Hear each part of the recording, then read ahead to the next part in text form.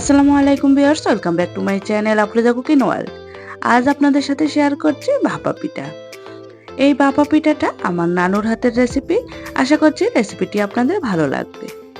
এখানে আমি মেজারমেন্ট কাপের 5 কাপ নিয়েছি চালের আটা। এটা শুকনা চালের আটা। এখানে আমি 1 চা চামচ দিয়েছি লবণ।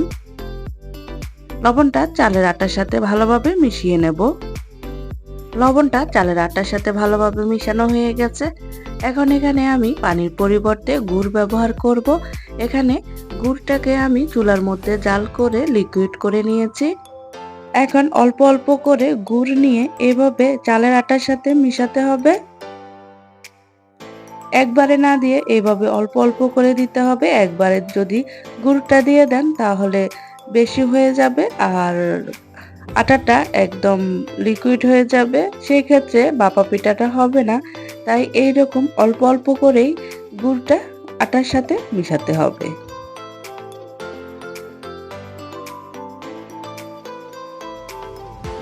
কয়েকবারে দিয়ে আমি চালের আটাটাকে একদম রেডি করে নিয়েছি ভাপা পিঠার জন্য। আমার কাছে মনে হয়েছে যে আর একটু লাগবে। এখানে যেহেতু আমি শুকনো চালের আটা নিয়েছি তাই আমার গুড়ের পরিমাণটা একটু বেশি লেগেছে। আপনাদের কাছে হয়তো বা কম লাগতে পারে, যদি চালের আটাটা ভিজা হয় সেক্ষেত্রে কম লাগতে পারে। আর এটা যেহেতু শুকনো চালের আটা তাই একটু বেশি লেগেছে। এই যে ভাপা পিঠার জন্য ডোটা একদম রেডি। আপনাদেরকে দেখিয়ে দিচ্ছি, মুঠো করলে কিন্তু মুঠো হয়ে যাচ্ছে, আবার চাপ দিলে কিন্তু ভেঙে যাচ্ছে। এখন চালের আটাটাকে চেলে নেব। এইরকম একটা চালনি নিয়ে চালনির মধ্যে করে এভাবে চেলে নেব।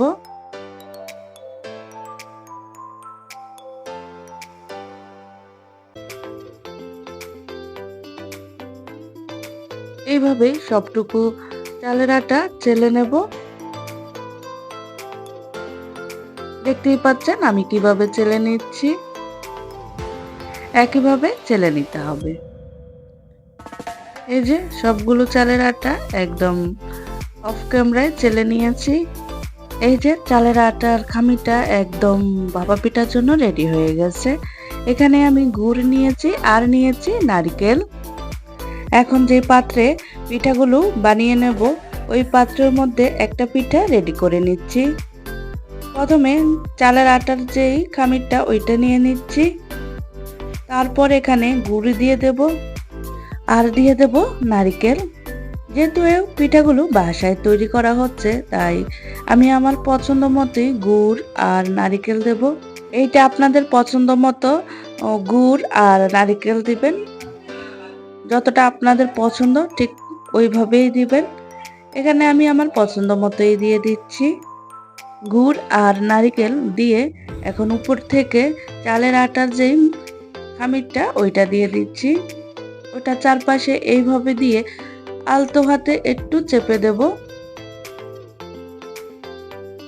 চেপে দেওয়া হয়ে গেলে আবারও উপর থেকে আর একটু দিয়ে দেব যদি প্রয়োজন হয়। উপর থেকে আরেকটু দিতে হবে মনে হচ্ছে, তাই আরেকটু দিয়ে পিঠাটা একদম রেডি করে নিয়েছি।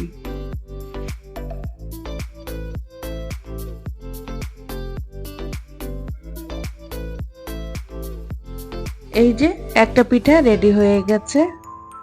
এখন উপর থেকে নেটটা দিয়ে পেঁচিয়ে পিঠার যেই পাতিলটা রেডি করে নিয়েছি ওই পাতিলার মধ্যে দিয়ে দিচ্ছি।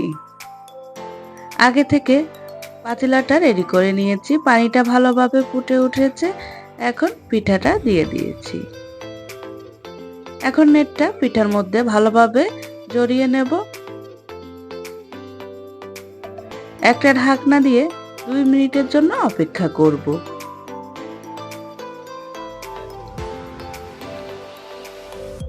2 মিনিট পরে দেখুন পিঠাটা হয়ে গেছে। এখন একটা চামচ দিয়ে চেক করে নেব পিঠাটা হয়েছে কিনা। দেখুন পিঠাটা তৈরি হয়ে গেছে। এখন চুলা থেকে নামিয়ে নেব। এই কাজটা খুব সাবধানে করতে হবে, যেহেতু গরম আছে হাতের মধ্যে ছ্যাঁকা লেগে যেতে পারে। এই যে একটা পিঠা রেডি হয়ে গেছে। মাশাআল্লাহ, পিঠাটা দেখুন কতটা সুন্দর হয়েছে। একইভাবে আরেকটা পিঠা বানিয়ে নিচ্ছি, আপনাদেরকে দেখিয়ে দিচ্ছি। দেখুন আগের পিঠার মতো কিন্তু এই পিঠাটাও হয়েছে। পিঠাটা কিন্তু একদমই ভেঙে যায় নাই। এখন পিঠার গায়ের মধ্যে নেট জড়িয়ে ঢাকনা দিয়ে আবারও 2 মিনিটের জন্য অপেক্ষা করব। দেখুন 2 নাম্বার পিঠাটাও রেডি হয়ে গেছে। দেখুন আগের পিঠার মতো কিন্তু এই পিঠাটাও হয়েছে।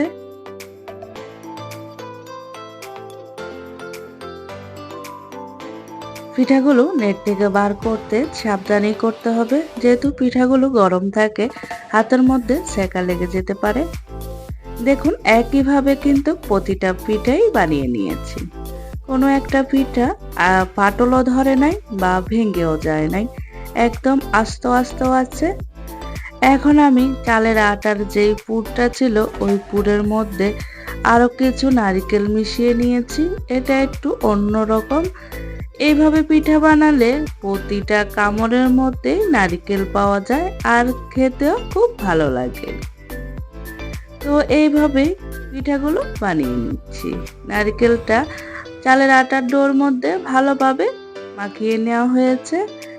এখন যে বাটির মধ্যে পিঠাটা বানানো হচ্ছে ওই বাটির মধ্যে প্রথমে চালের আটার ডোটা দিয়ে দিচ্ছি, তারপরে গুড় আর নারকেল দিয়ে দেব একইভাবে।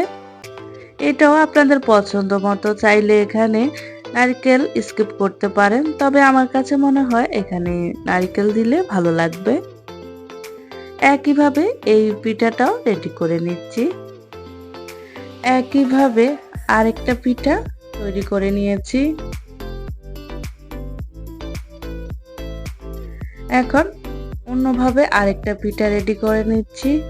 প্রথমে দিয়ে দিচ্ছি নারকেল, তারপরে দিয়ে দিলাম চালের আটার যেই খামিরটা তা দিয়ে দিয়েছি। একইভাবে গুড় আর নারকেল দিয়ে পিঠাটা বানিয়ে নিচ্ছি।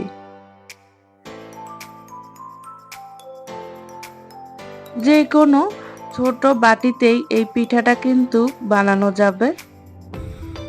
চায়ের কাপের মধ্যেও কিন্তু এই পিঠাটা বানানো যাবে। তো একইভাবে আরেকটা পিঠা রেডি করে নিয়েছি।